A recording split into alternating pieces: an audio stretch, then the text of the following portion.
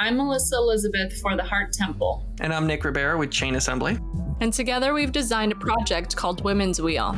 It's based on the philosophy of women evolving with the seasons. And new modern archetypes that exist within those seasons. This new way of thinking is presented in a core set with many items and activities designed to further understanding between you and the women around you. Much more than self-help, these tools are for one or more participants in a community growing setting. Learn more about the Women's Wheel core set and its development at www.womenswheel.co.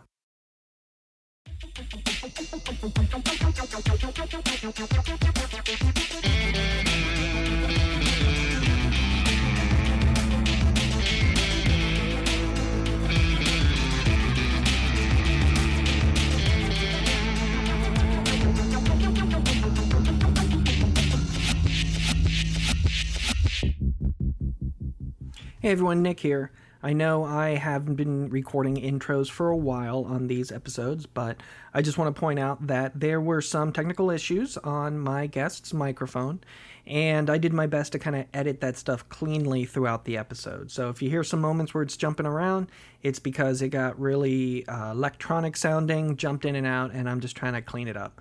So thank you as you bear with me for this episode that I hope to do more regularly as a format, this kind of responding to messages that for people looking for advice.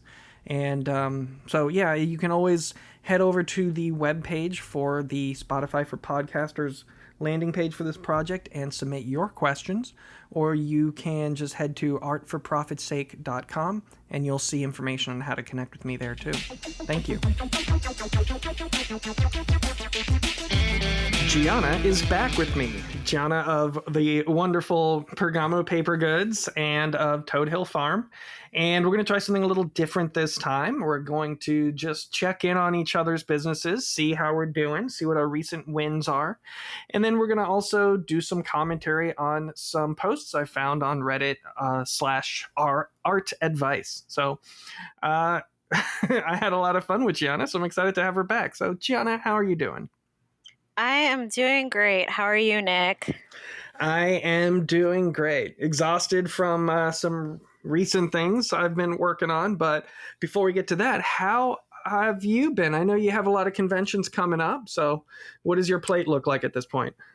Okay, so last week I had some work in a show that opened in downtown St. Pete at the Work Gallery.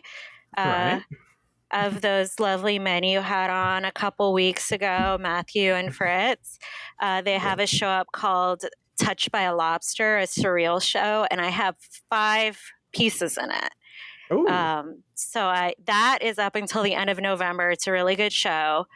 And then what else is coming up? I'm going to be doing the Creative Pinellas Arts Annual. I'll have pieces in the show, as well as they're trying out doing a market this year. I actually have not done a market in a couple years, so I have to get ready for that. But I'm going to be next to John Gascott, so that should make it a little easier. And then I'm sure I have other things coming up, but I don't remember. I did see an email too about that arts. What was it? Sorry, the arts what? Arts Annual? I think it's called Arts Venture Market is in conjunction with the Arts Annual. Okay. Yeah. And that's put on by Creative Pinellas, is it? Yes. Okay. And I'm going to be next to John. And then hopefully, if I'm accepted to this other holiday market, I will also be next to John, which we both requested, please. If we're accepted. So my wife is on the committee organizing that market. I organized it last year, Winter in the Wood. It was a lot of fun. My wife and I got pretty toasted, I guess you could call it, in our tents because me and a lot of the other vendors had like a little secret under the table spiced wine competition. I once had a secret under the table.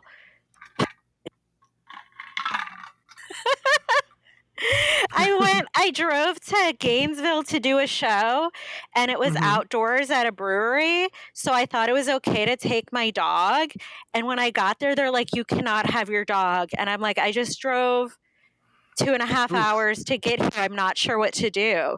So me and my friend put her in a cart and covered her in a tablecloth, and then we carted her to the table, and then we hid her under the table. Oh. Yeah, it's always good to double check beforehand. It just like didn't occur to me because it was outside. So yeah, I learned my lesson. And which pup was that having the little adventure? Sophie. Okay. I got a new dog. You're with Nugget now? Well, no, I have Nuggets at the studio with me, but I just got a new dog. I'm calling him Francis, and he's my second sanctuary dog. That's I think what Fluff is calling them. So I have the 3 girls, and then we have 2 dogs that are like forever fosters, like hospice, but they're not actively dying. They're just real old and have health problems. So we have 5. Wow. Are they all pugs? No. Okay. Sophie's the only pug mix, and then Scout's a rat terrier, Nugget's a weird-looking chihuahua, Chica is a different kind of weird-looking chihuahua, and then Francis is a perfect angel boy chihuahua. So 3 chihuahuas, a rat terrier, and a pug mix. But you definitely have like a size preference, I guess, when it comes to your dogs. Yeah, well, I used to be in a tiny apartment, so they needed to be small, but now, like, Scout doesn't really like bigger dogs. They freak her out. So right now we're all small. Oh. Is Scout named after To Kill a Mockingbird? No, Dan named her. It might be a little bit like that. He was an Eagle Scout, so I kind of assumed it was like a scout. And it's kind of like aspirational, like she to make her like braver than she actually is. That's cute. That's sweet. I like that. I really want. We've got 3 dogs now, so we're not getting a new one anytime soon. But at some point in my life, I want 2 dogs named Frasier and Niles, after the Crane boys from Frasier. It's adorable, right? Especially if they're like really fastidious and they don't like to get dirty. Yeah. So I also saw some I don't know if I could say drama, but you had some strong opinions online about some interaction with the recent gallery. Oh yeah, and I look like a total asshole because the stupider things he said to me were said over the phone, so I don't have documentation of them. So I only have screenshots of like our Instagram message and my text message where I got really annoyed. But I can tell you what happens. Go for it. Okay. I know. And I like posted my post in different groups and people are like, "What are you talking about? He didn't do anything." And I'm like, "No, you're not trusting me. You don't understand what happened." So I was invited several times by this guy. Is that his name? We don't have to call him out. I can mute his name if you want, but I don't care.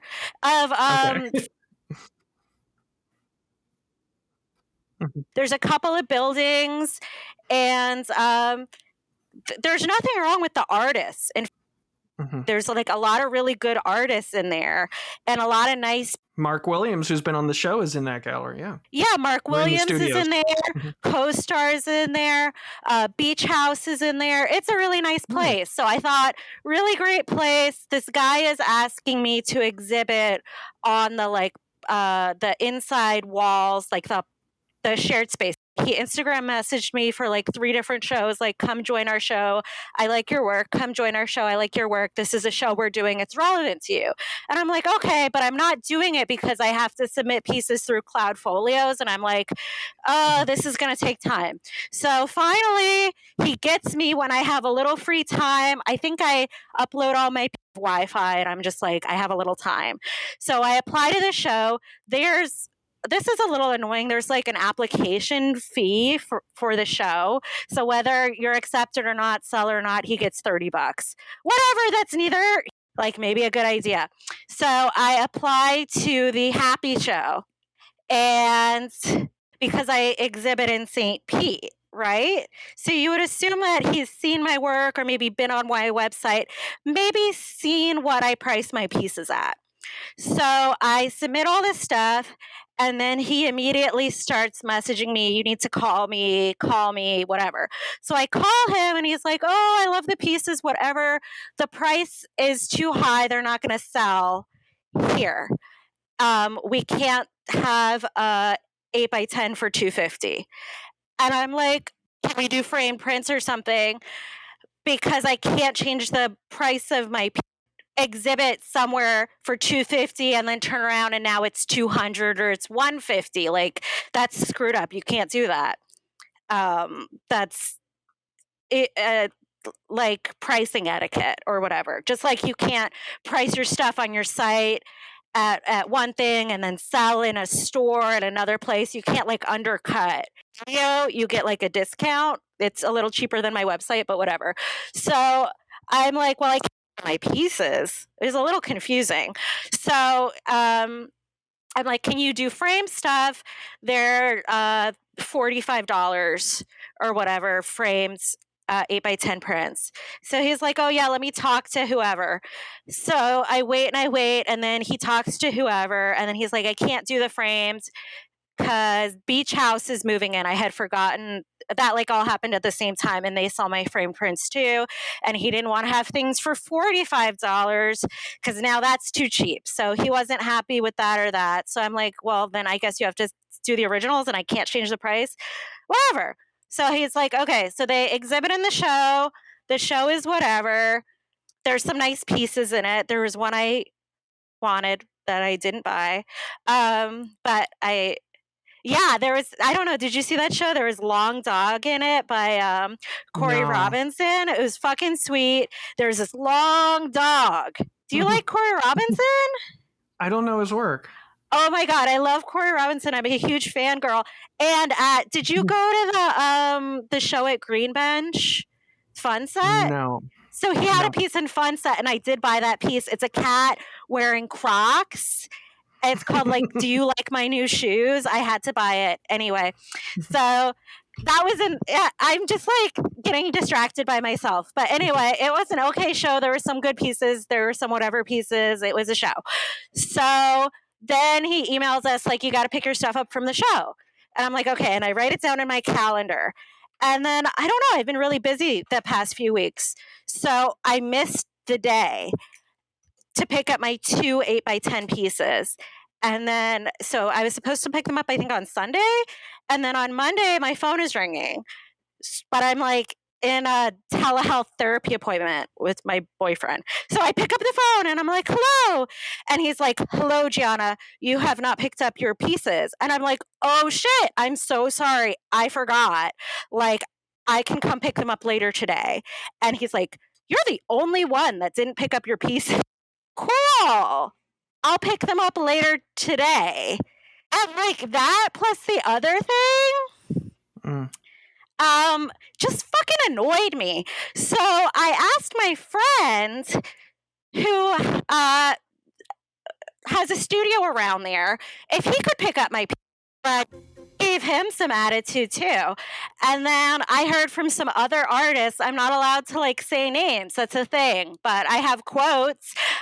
They were things such as, oh yeah, he asked me to lower my prices too. Oh yeah, he does that to everybody. He asks all the artists to lower their prices because he's trying to get people from the brewery next door to buy stuff, which is legit, but they don't want to spend over $200 on things, which is fine. Have stuff that's less than $200. Don't ask people whose paintings are over $200 to sell in the thing. Oh, he's also the guy that had the AI and digital show together, which I didn't realize. So, the thing was my fault. Like when we had that like pricing thing, I could have just said, never mind. you know? Yeah. But then he was rude to me on the phone. And then when you're rude to me and I was like having a nice day, and then you're just an asshole to me on the phone, and I'm like, why did you do that? My 2 8x10 pieces were so horrible to you. You couldn't even look at them another day. You couldn't even look at them for another 3 hours. They like offended you so much. Like I said I'd come pick them up right away. I forgot. People forget stuff. People forget stuff. Anyway, that's what that whole screen grab thing was about. I wish I had audio. I wish I just surreptitiously recorded people all the time illegally. Like, I wish I did that, but I don't.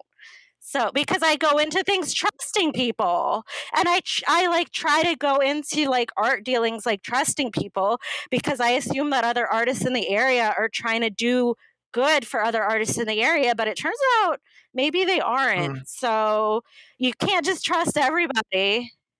I could say that I have never applied to any of those shows because of that theme for a show being AI and digital art. Well, I didn't realize it was the same yeah. guy. I didn't realize it just rubbed me in a wrong way to put those two things different. Oh, put those can I putting tell those two you things something together. else I learned? Oh, So there's sure. 3 buildings, right? Mm-hmm. There's like the white building, the green building, and I forget the other color of the building. So that guy and this other lady organize the shows, and you have to pay the money and submit through Cloudfolios. He's also making the artists in the other buildings submit and pay to be on the walls in that building. Are they getting like a cut of any piece sales there? Yeah. So if they needed the price to go down, they could lower their cut. I suppose they could. Yeah, interesting. I mean, like, I understand a gallerist talking someone into raising their price. I could even say, you know what? Your price is a little high for your skill level. Right? Like you could, and you could say that kindly. Oh, I think these should actually be $200 and these ones should be $300. And then maybe in a year you can raise your price or something. But this is the price that I've been selling my work at. And I've raised my prices a little bit in the last couple years because $250 for an 8x, like I'm selling some of the older ones for $250 for an 8x10, but I've raised my prices a little bit because because I've been doing this a while. At that price. Yeah, that indicates the value of the piece. If you can sell it for that price, that's what it's valued at. So yeah, right. I look like such an asshole in one of the groups, like in like I think it was Tampa Bay vendors. I like posted, and everyone's like, "This isn't the vibe. He didn't do anything wrong." And then I just like responded, like I tried to respond, and then they just don't respond back, and I'm like, ah! Well, I think, not to name names, but a lot of St. Pete artists are probably like, oh no, do we have another insert name here in the city? The insert name here being an artist who caused a lot of drama and eventually moved to Alaska. You probably know who I'm talking about. Yeah, we're friends. Oh, okay. I'm friends with her. I understand, though. I understand what you're talking about. No, I know, but we are friends. Right. So we've had issues, but no, I like her, and I love her art. I love her art. I know her art's beautiful. It's all over the city. But she also thinks she invented the idea of adding more than 2 eyes to somebody. But that's neither here nor there. We'll talk about it later. I had a pretty fun win. Yesterday was the first time in my business I ever had to book freight, less than truckload or LTL freight shipping, because so my most recent project I designed, Pilgrimage of the Penitent, which is a role-playing game, that arrived from the factory in China last week, And it was 750 books, 200 collector's edition boxes, not 100 of those, 400 decks of cards, a whole bunch of pads of paper, a bunch of stuff. And so that arrived on a pallet from a truck. And I had to assemble all these collector's edition boxes, sign a bunch of things, number everything, and then repackage all up to ship it to my fulfillment partner in Indiana. Mm-hmm. And it ended up being 18 cardboard boxes. So I'm like, okay, now how do I get this to them? Because taking them all to UPS is going to be crazy expensive. Wait, why And didn't you apparently- have them shipped there originally? You wanted to quality control them?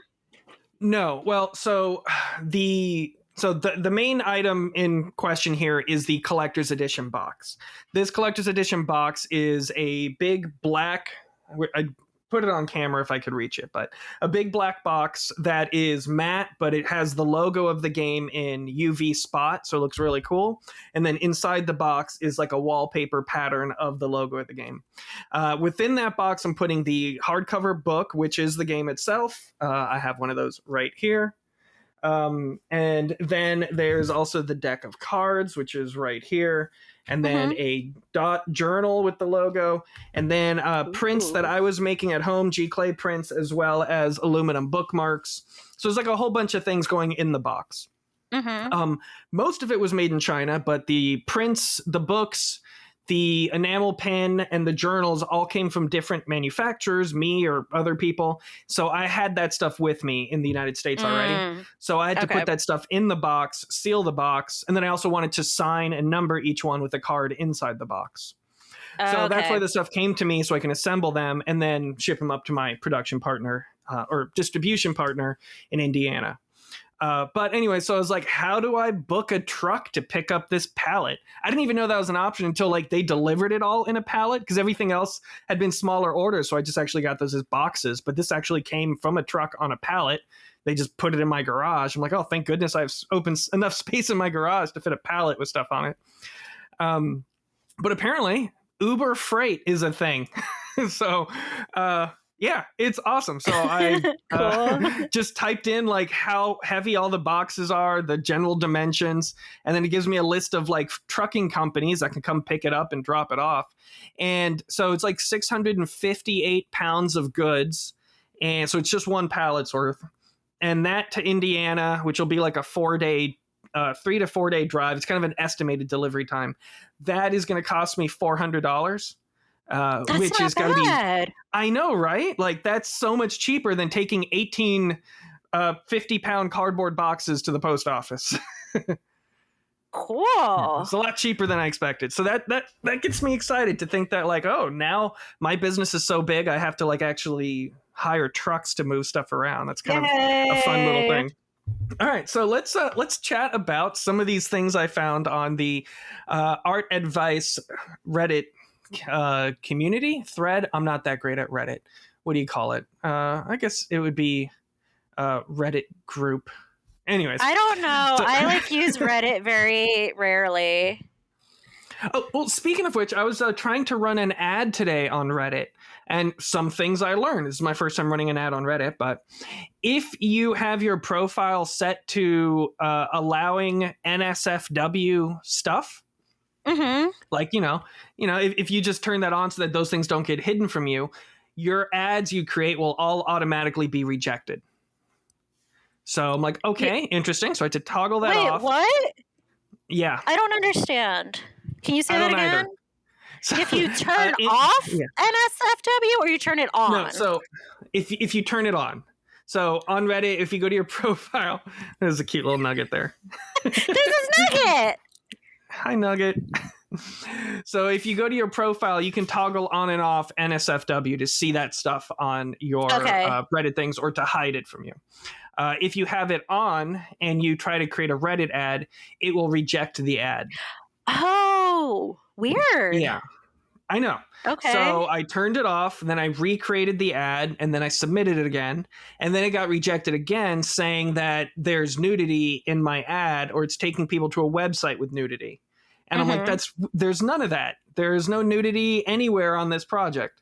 So I thought that was weird. Isn't there nudity on your website? No? Well, I'm sending them to the link I'm sending them to isn't my website. I'm sending it to the crowdfunding page for the Women's Okay. Wheel, the new project Okay. I'm working on. And one of the cards has nudity in it, but that's not like any. I don't think there's. It's probably in the little animation of the cards rotating, but there's like, Mm-hmm. you're not going to see it Half a on that page. second Yeah, of tasteful nudity. and it's just a couple nips. That's it. It's not. There's nothing dramatic going on. But anyway, so I contacted their support team to see if they can give it another look. But anyway, but one thing that is cool is it seems a lot easier to target people on Reddit than it is on Facebook. Because I think Facebook really wants to kind of like make the decisions of who gets to see stuff on their own with their algorithm. Mm-hmm. With Reddit, you can actually choose exact communities or exact. I gotta look it up because I can't remember what it's called. Like it's just there's the join subreddits. button. Yeah, there you go. You can choose specific subreddits that you wanted to appear in and which ones you want to exclude. You can also do it by keywords and things like that. So I thought that was pretty cool. Nugget's having a hard time with this. Yeah, Nugget has a lot of anxiety. So, like, even if she knows a person and they enter the room, she freaks out. So, like, she knows Aaron, but I have two helpers today. Thank God. So is plus Nugget one two of them? dogs. No, Okay. 2 helpers plus 2 dogs. All right, so let's take a look at some of these things I saw in the art advice thread. So this first post comes from user Dionysok. I don't know if I said that right, but I'm sure I'll be messing up all of these. Dionysok says, I've been drawing since I was little, and I've basically taught myself everything I know. Back then, I didn't know anatomy, and I still don't. The heads in my drawings were just circles, and the only time I improved was after discovering the internet and copying what I saw. Now that I want a more semi-realistic art style and need to learn anatomy, I have no idea what I'm doing. Art tutorials feel like gibberish, and they never explain anything I want to know, and I have no idea where to start. Do I practice one body part at a time? Which body part should I practice drawing first? Should I learn how to draw everything at once? How do I draw backgrounds? How do I even draw? I'm so lost. Oh my God, so many questions. So, I have a suggestion. Okay. I have a suggestion, and I feel like young people, we're young people, but I mean like younger people, don't forget that you can go to the library. Go to the library. Get a book on drawing anatomy. Yeah. Pick up a book on drawing anatomy. Pick up a book that shows like the old masters drawing. You can probably look that stuff up too on the internet. You can look it up on your library app. Go to the library. Go to the library. I also want to recommend too, go check out what your local art museum has. They've always got classes, or local arts organizations. I mean, we're lucky here in St. Pete that we have so many things like Creative Pinellas that actually have figure drawing classes or other type of art classes. But going to figure drawing would be so helpful. Yeah. I mean, I've done plenty of figure drawing classes in college where there is an instructor. I've never been to like a community figure drawing class. Have you? Don't you have we had a couple here, COVID, but they were really fun. Are they guided at all, or is it just no, there's a model? Okay. That's the thing. Like, it is helpful to go to one where there is a teacher, but if you can't get that, you can just start drawing and then maybe look for the people who know what they're doing and ask their advice. Because I'm sure someone will want to help you. And then if you don't, if you don't have that, I mean, like, have your friends pose.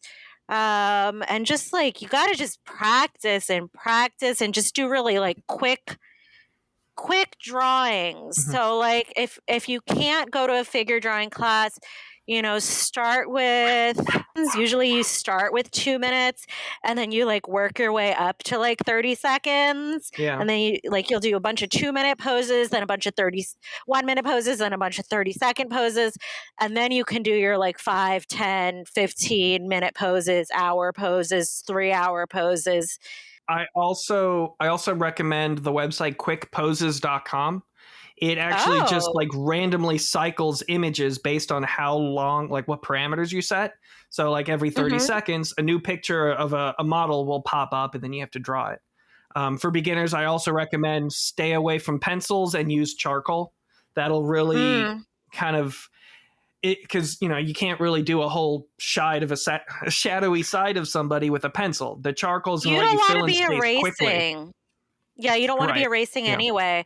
Don't try to erase. Just do it and move on. Just do it, Yes. move on. My favorite models are usually old women. Hmm. They're great. They can pose for a long time and sometimes they'll fall asleep. So if you need an old pose, get your grandma, tell her to put on like a telenovela for her and draw her for a couple hours. Like, that Yeah. will And help. and if you're doing if you're trying to do portraits or anything like that, a good place to practice too is with older people, because it's a lot easier when there's details on a face that become recognizable as the person you're drawing than if they have a Mhm. young smooth face, because a young smooth face could look like a person but it might not look like the person you're drawing. So the more Also, details, the easier. more exaggerated features. So like a very Yeah. thin person or a Mhm. person with like a lot of curves, both very fun to draw. Yeah. Like an average person, okay, but like a Mhm. person with like extra like rolls when they sit and like scrunch, or Mhm. different like Mhm. like weight, or like a really really gaunt old man or something where you can see the bones is like awesome. But yeah, a good rule is, as far as things you want: charcoal, pad of newsprint paper, and do 20, 30-second poses before you spend more than a minute on a pose. So yeah, that's your I feel homework. like a beginner gets so stuck on those 30 seconds. Yeah. I mean, Well, try to do 30-second poses, but I feel like when I was teaching, do you know that for a little while I did like stuff with middle schoolers? And no, I we didn't. would do poses. So like, even get a group of friends together and then take Mhm. turns posing, cuz they would do that. Like, it was very funny. But, they did a good job. All right. I think that was pretty good. Okay. Remote Revolution 799 says, the art project is portraying an emotion that is chosen randomly for you by the teacher. I pulled bitter. We also have to convey this emotion using color. I'm kind of stuck because bitter is a hard emotion to convey because it's a mixture of many different emotions. How would you portray bitter, Gianna? Like, bitter it is a it is a mush of emotions. It's like could be Mm-hmm. like jealousy and like anger that's like repressed. Is bitterness like repressed anger? Sort of? Um, Or I kind of interpret it also as jealousy. yeah. So like, So I guess the way it's I would do it is so in my mind what I'm picturing is what you'll often see is like the artsy newspaper photo. Like you see a story about Trump or something in the paper, the photo that's always with it is like someone who's like staring at someone who's out of focus closer to the camera. You know what I mean? So uh-huh. like I would have an image of someone having a great time but they're really blurry, out of focus, and in the back is someone who's like staring at them plotting and they're bitter about that person's joy. That's kind of what I'm imagining Right. as a scene. I don't know. Are there any colors you That's would like, associate yeah, with like bitterness? a very editorial kind of illustration, which I'm Yeah. bad at. Like, Is there a color you would associate with It's it? like I love the color green, but like a gross green that's like Like olive. gray and deep. Gray and deep. I love the face you're making right now. And like brown. It's like gray, like green and brown and like orange, like decaying leaves, because it feels like bitter inside you is like eating at you, right? It's like decay, like eating at you, like necrotic flesh. Oh yeah, that could be a good image too. Like some type of like cancerous growth on the Yeah. skin or something could Yeah. represent bitterness. That's something people say, like, don't keep those emotions in, you'll get cancer. I've never Like, heard that. Is that like an old Italian thing? no, I don't know. It's like something my mom would say. She's like, you have to express your feelings or it'll make you sick. It'll make you sick to hold in those bad feelings. So some kind of like decaying thing. I don't have like a vision for it. I would probably do something semi-abstract, but Yeah. I don't know what. But like I'm thinking about those colors, like kind of zombie colors. Well, I think no matter what you do, as long as you own it, you're going to be able to pull it off for the teacher. Yeah. Try your best. All right. So outside AD 338 says, I'm finding it very hard to accurately define the right proportions for each drawing I do. Some have perfect proportions, but then I F up the next one. Is there a way to learn how to draw the right proportions every time, or a tip? Of a person? It seems like it. Seems like they get it right some of the time, but not the other time, and they just want to know how to practice getting proportions right every time. What is it? Perfect practice makes perfect. You have to practice. Yeah. I don't know. Yeah. I feel the same way. Like sometimes my proportions are right, and then sometimes I think my proportions are right, and I look back at it, I'm like, oh. Have others critique your drawings. Yeah.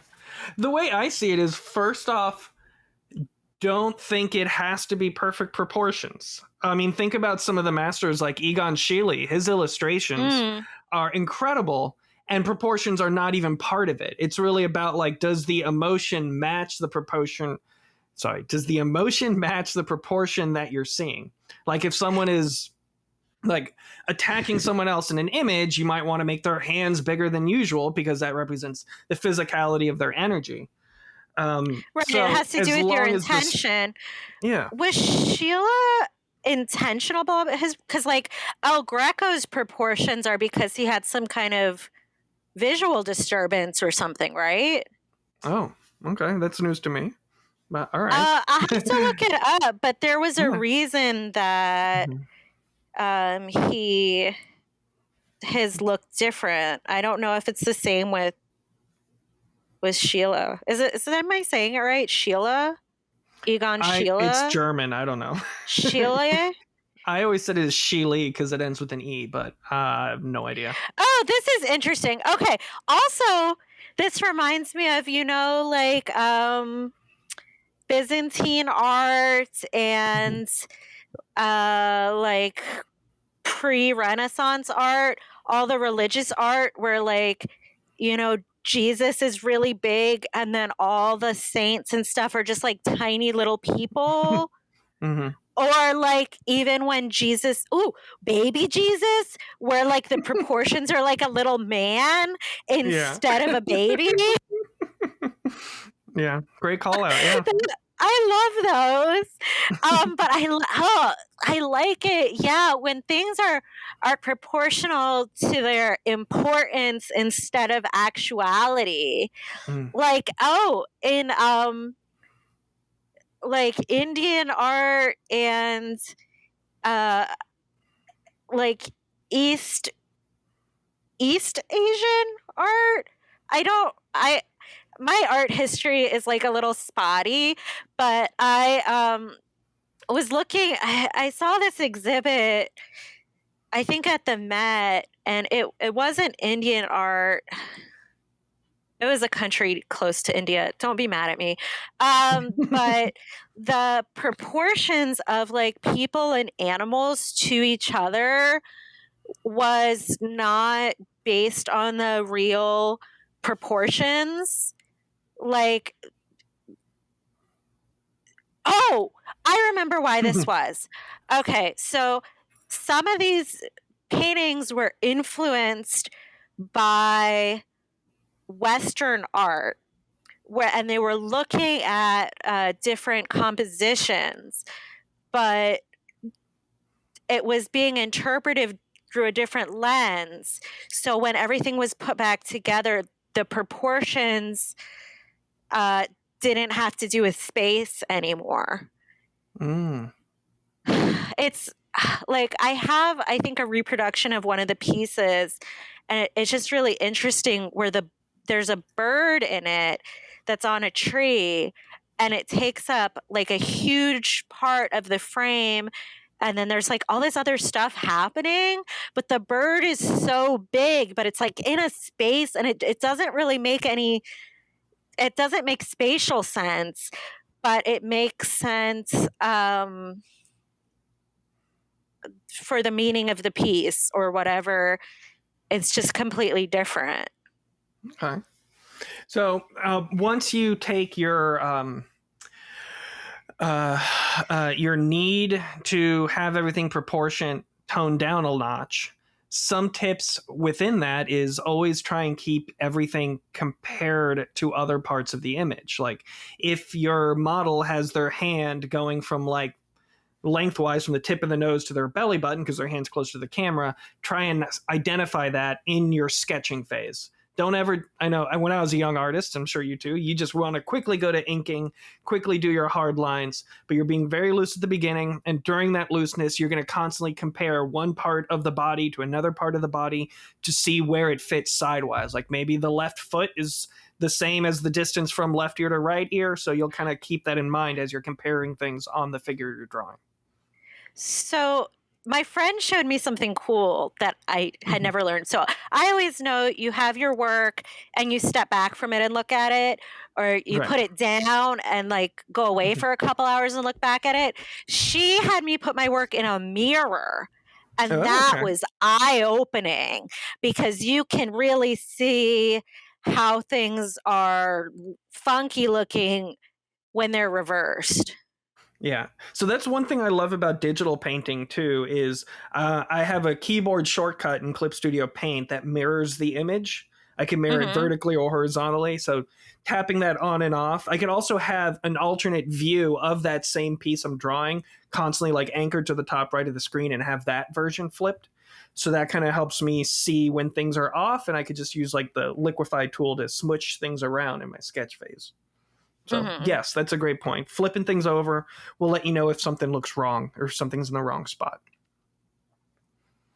All right, so Chris left butt cheek, or Kiris left butt cheek, asks, in my college class, we are learning to use dual-sided brush tip markers. My professor is providing Blick Studio and Prismacolor markers, but we can only use them in class. I want to practice outside class without breaking the bank. We are working on shading and highlighting mostly, so I don't need to have a massive array of colors, just the basics and light colors. But I don't know what cheaper brands are good to buy. What would you recommend? Note that I do need a brand that all the colors blend well together due to what we are doing. I don't have a lot of experience with markers. Hopefully you do. I also don't, but like I was recently trying to buy some paint markers online. I feel like it's the same thing. Just like check the reviews on Amazon. Also, I feel like I don't know how you feel about ordering from like Temu, but I am fine with it because I feel like it's the same stuff that's on Amazon, but it's cheaper. So same thing, just wherever you're looking, check the reviews, read, and see. Maybe buy a smaller pack first and test them out. Well, I am fairly confident that Temu exists just to steal people's identities. So make sure you use like a gift card if you're buying stuff from Temu, and then just load up that gift card as needed because they I will need to sell do your. that. Yeah. I need to do that. One thing I do recommend, which is definitely on the cheaper side and very fun to use in a similar situation, is I can't remember the brand, but I've got a bunch of these. They're like, it looks like a marker, but you fill it with watercolor paint, Mm-hmm. and then like the tip looks like a marker too, but it's also like a brush tip marker, so it's flexible. So that way you can kind of create your own using watercolors, and you can really slowly build up shading with that device, and like the body of the pen fills up with water. The thing with those markers, the reason I haven't used them like a marker, I find a marker hard to use for the way that I draw. I probably could do it now, but what's hard about them is they're always the same opacity. Like the thing you're saying is you can start with a low opacity. I feel like those markers and the people that are good at them, I don't know how they do it because they lay down that color and then it's down. It's not Yeah, like paint where you can just paint over it. It's not like collage. Oh, I find those I know really what you mean. hard. Yeah, like I've tried once or twice. I've never sat down and practiced it, but it's almost like with acrylic paint, you can still kind of blend, but like with the marker, yeah, I you're know right. you It's just can the one blend opacity. those markers because like ugh, and I'm saying like a lot. I don't like that. And I know that oh, don't say it. It makes you sound stupid. Um there's some different artists that I like that do marker. Does Squid Vicious use marker? I've never heard that name, but I'm gonna look him up. Ooh, ew. I think she uses marker. They're good. I don't know how she does it. I just like totally decked out my water bottle like really good. So I went to Squid Vicious on Instagram, and it is very erotic photography. So I might be looking at the wrong Squid Vicious, but thank you anyways. They're not photography, they're drawings. So this must be a different Squid Vicious then. Here, it's squid VISHUSS. Oh, so that's how you spell vicious. Yeah, it's not like I think these are marker. Oh, okay, yeah, I see these. These do look like some are digital, some are marker. Mm-hmm. Yeah, I could see like the texture of the paper that you always get with marker, where it gets kind of grainy. And then I think she might use paint marker on top of some of them Yeah, I see that the to get white like spots. the white. These do look like it's still Oops. very flat though. So it's like I'm looking at this woman with like a maybe a nut colored skin, if I can't think of a better term. So like I see she's got kind of just the one shade for skin, and then The she probably pumpkin went. girl? This one's got like a pink magic orb of like stuff coming out. Okay, let me look. It's on her She's Instagram. not- Sorry. She's nut colored and she has a pink orb. How Well, far either did you way, scroll down? this is like the second picture on her Instagram, or no, the sixth on her Instagram. One, two, This Oh, could be okay. once again a different vicious. This one's got a blue witch's no, hat. I see it. No, it's a blue witch's hat. Yeah, she Yeah. uses one color for the skin and then she like highlights the skin with like a pink Yeah, and then so that adds looks the blended white. in. I wonder Mhm. how easy it is to do watercolor over marker. Like if you use the marker to fill in the solids, and then watercolor the Oh, edges. Now, one thing I don't that would like be about fun. marker is like you have to fill in the whole thing at one time. If you stop for a few minutes and come back later, it'll be splotchy and look like different shapes because you let one Yeah. bit dry before the other bit. Anyways, so to answer your question, you either got to go all in on markers, and you probably got to get good ones, or just don't even bother like we do. So Hugo FE asks, how would one go about sealing a painting that used either 1 watercolor plus acrylic or 2 watercolor plus acrylic plus colored pencils? Water. Well, what do you use to seal watercolor? Like I don't spray? seal watercolor. Okay, I would maybe Yeah. spray it. Yeah, spray fixative is what I use for like pastels, or pencil or charcoal, but I don't seal my watercolors. I don't Because you find a don't need need to. to seal. You don't need to seal acrylic. I Right, mean, yeah. you can. I. So what I use to seal my collages. Okay, so if I have a collage Mhm. where I used like acrylic paint, paper, and then maybe something that is water soluble, like a marker, or you know how sometimes you can squish around colored pencils. So I need to seal it before I use like a. Right now, I'm into semi gloss, so I'll use a semi gloss spray enamel. I don't know how archival this stuff. I would get like an depending on if you care if it's archival, uh, like a spray fix that is archival. I don't usually care about it because the paper I use in my collages is not archival, because it'll just be like printer paper or it'll be like mixed with other stuff. So it's not really going to be permanent. So I'll spray it with whatever. A lot of people will spray things with crystal clear, and that'll fix anything. You can do you can fix oils with crystal clear and then paint on top of it with acrylic. You can fix anything with crystal clear, but I'll fix things with the spray, and then after I fix it with the spray, I'll use a varnish, some kind of varnish or matte medium or gloss medium.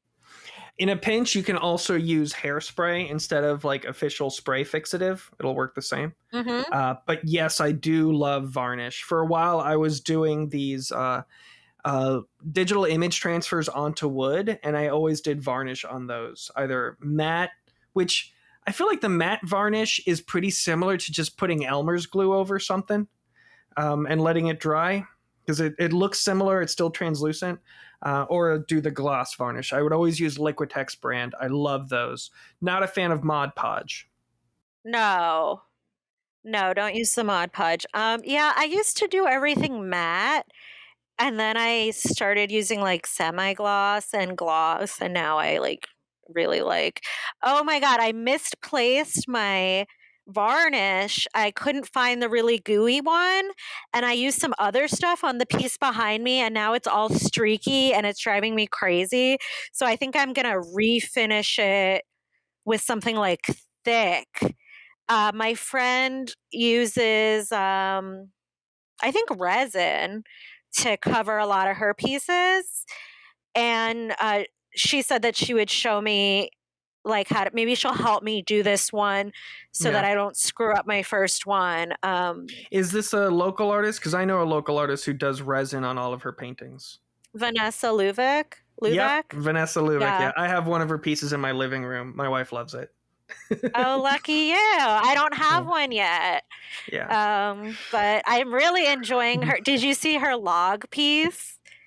I saw the show she did a few months ago because it was actually just like 2 No, blocks from my house. it's brand new. There was a show at the Potion Portal that was like Oh, nostalgia Summer was in that one. 90s. Yeah.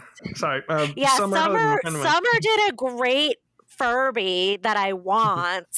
I've been talking to her about. Okay, Summer has like 4 pieces that I want, and she said maybe she'd trade with me, so I'm Mm. very excited. Yeah. But I've got 2 of yeah, Summer's Vanessa pieces has in our this. bedroom. So she's great. She has a log, log from Ren and Stimpy. Yes. Yeah, it's really funny. Vanessa does great stuff. Her stuff is always like, it's erotic and funny, It's very there's a lot of pervy humor, but then it's also got this like nice kind of 50s aesthetic. She's definitely got a great niche.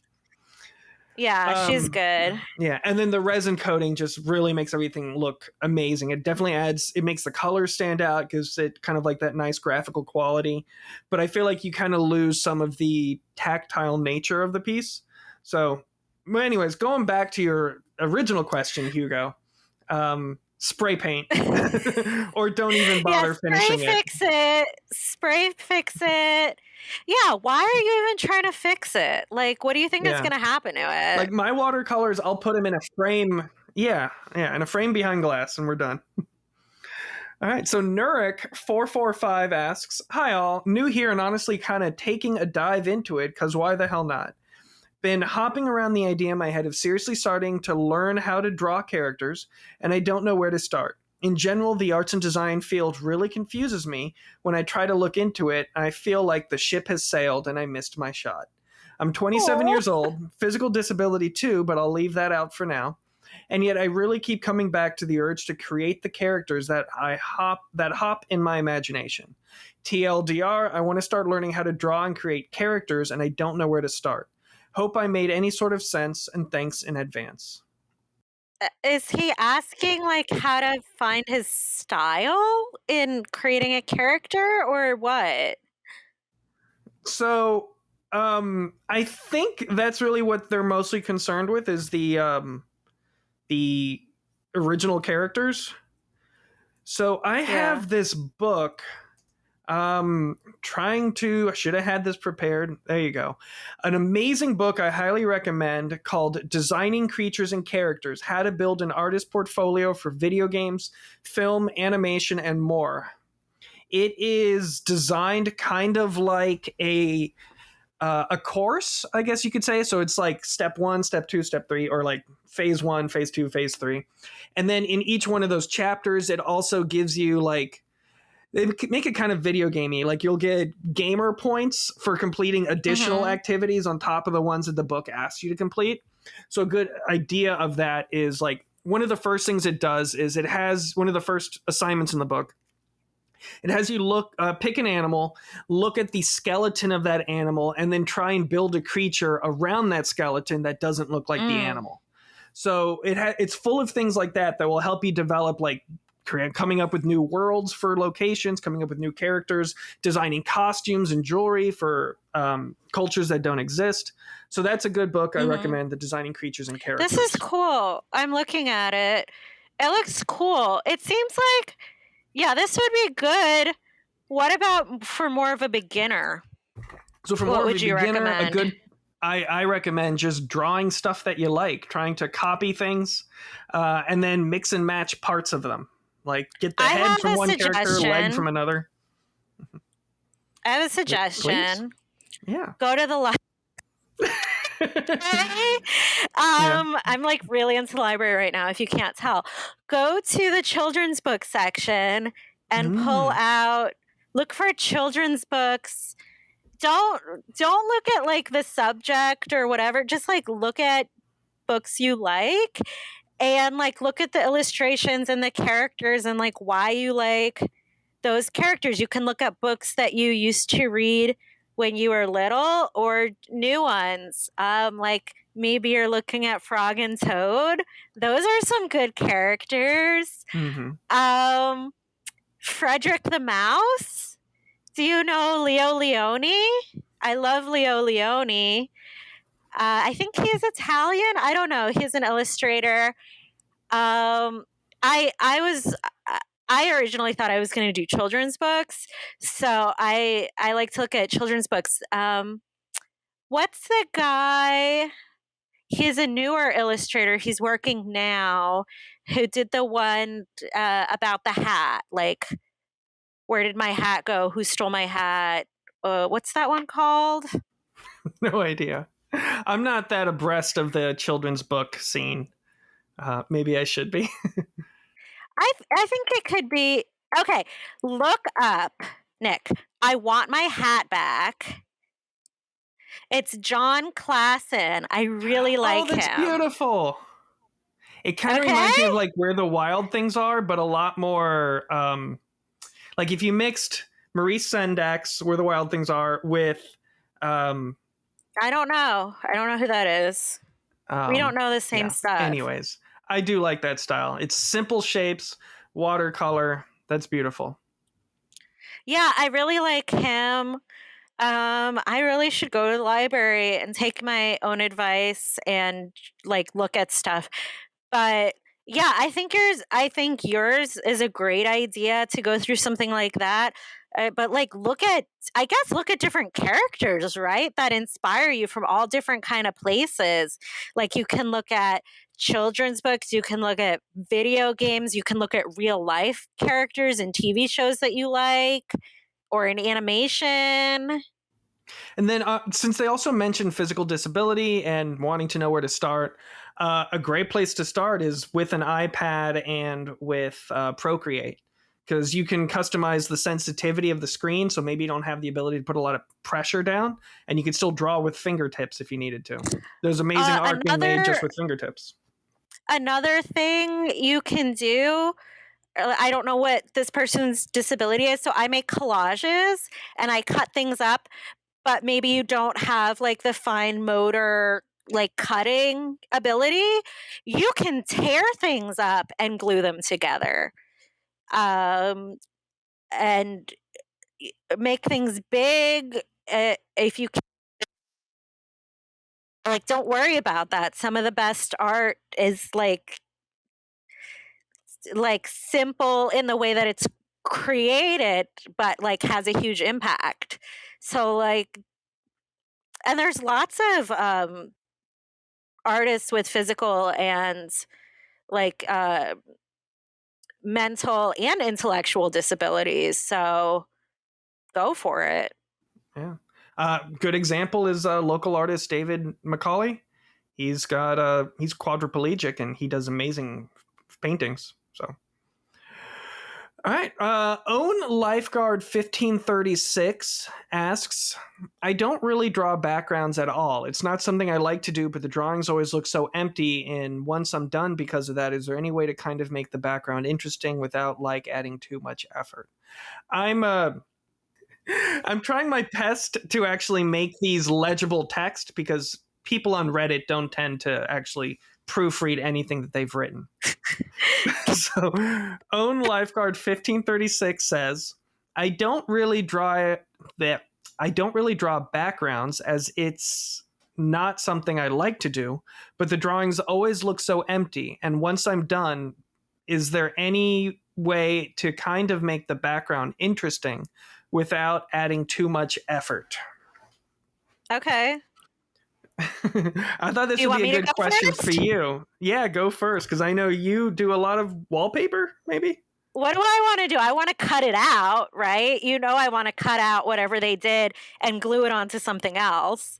Like you can glue the whole thing onto, yeah, gift wrap, wallpaper, a map, another painting that you did that you turned upside down. What else could you do? You could like mask off what you did and watercolor, like sort Yep. of Just do a bloop bloop bloop wash. bloop. Yep. Yeah, Do a something like wash. that. Do some like fun drippy techniques. I recommend just looking up fun watercolor techniques, and you can come up. Just do a whole bunch of random pages with just swirly colors, and then do your drawings on top of that. Digitally, one Yep. thing that I've done in the past too is I've looked up like vintage high res scans of vintage Japanese magazines and Japanese newspapers, and just turned Oh, those into backgrounds for images. yeah. I mean, that's the same thing I'm doing, but physically. Yeah. I mean, sometimes I don't want to do a background either. So I I feel know. that. But you can add like things that are just enough information. So like you have a guy and his dog, that's your picture, and you don't have a thing. What else does it need? So is he in his what's one or two things that you can add to put him in that space? Like a clock and a window so you know he's inside. Some like what It also helps too to think about what you're ultimately going to be doing with that piece. Are you just going to look at it on a screen? If so, it doesn't really matter as much. Are you going to print it? Then maybe pick a color that's going to match your walls. So even if you're just doing a solid color, that's going to add a lot of emotion to the scene too. So yeah, start with solid colors too, I would say. All right. So I am so T4T says, trying to develop an art style. So I know it's just about practice and experimenting and redrawing, but I'm very new to art and just would like some general tips. I get stuck pretty easily in terms of playing around with stuff. I never know what to study to get better. Here's some styles I've played around with, but can't seem to keep consistent, replicate, etc., and unsure if I'm happy with them. I know it takes time and practice, but I'm just like, what do I practice? Is it productive to keep redrawing the same thing incorrectly or just in a way I don't like over and over? No. I disagree. I think it is. So It I was sounds actually. frustrating and annoying, and I don't know why you don't just do something joyful instead. Just do something that feels joyful.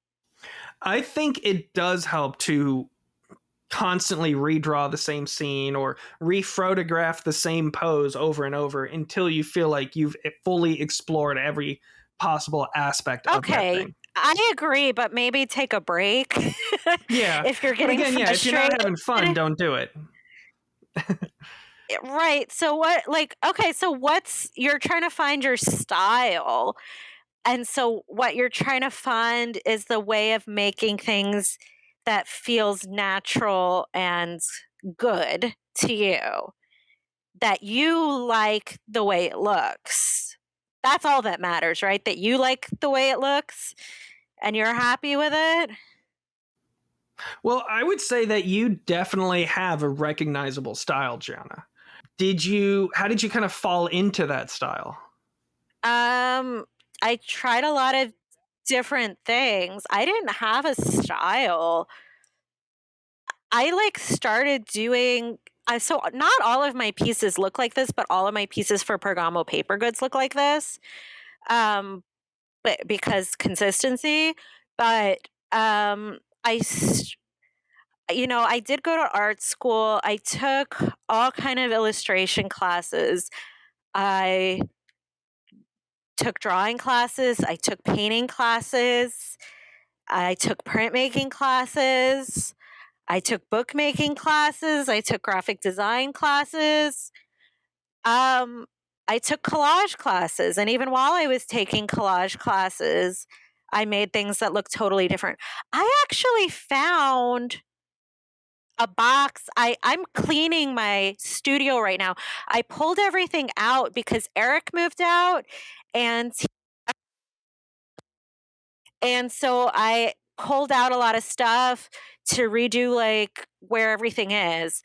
And while I was doing that, I found a box of books that I made while I was in college. And it was really fun because it's full of collage and like mixed media stuff that looks nothing like the stuff I do right now, but I still like to work that way a little bit. But how did I get to this? I tried a lot of stuff and like some of it I was good at and some of it I was bad at. I like tried the stuff that I was bad at over and over and over again, trying to make it good. Um, and I enjoy painting and I do paint for myself and for gifts and stuff. But I found a lot of I'm gonna just say the same word, joy, in the way that I work now for this kind of art where I make the animal people, animal mermaids. Like it is fun to me. Like the process is fun and it makes sense to me. Like I like to work on like 6 things at once. So sometimes I'm behind and I screw up and I have to work on one thing at once because it was due yesterday. But ideally, when I don't have a deadline, I will work on about 6 pieces at the same time. And I will cut up a bunch, like I'll do all the prep work. I'll do a bunch of canvases with different patterns on them, and then I'll cut up a bunch of animals, and I'll have all kind of different outfits and pieces of clothing and accessories, and then I just make a huge where I start combining things. And I like combine things and then I photocopy them and then I combine them and then I photocopy them. I don't know if you've ever seen, I have videos of how I work on my website, I've seen but it, yeah. like, yeah, I just combine things until they make me happy or like they make me laugh or something, like they spark something. So, like, when I started making, like, animal people through collage in this way where I use photocopies and I do everything in black and white, and then I paint it. I started doing that, like, in my senior year of college. I did it for a project where I tried a million different things for this class. I forget what it was called. It was taught by my favorite teacher, Judy Sue. I hope she's doing well. And it was a children's book class. And the assignment, it had to do with some kind of book structure. I think the structure was uh, like a thing, a list kind of book where you list things. This thing happens, and this thing, and this thing, and this thing. Anyway, I don't. That doesn't really explain it well. But my idea for it, this book, was called Fish Market. Like, like you go to a fish market, except it was a fish that was going to market. So, in this style, the whole book was a bunch of fish, and they weren't in 70s outfits. They were in like early 20th century outfits.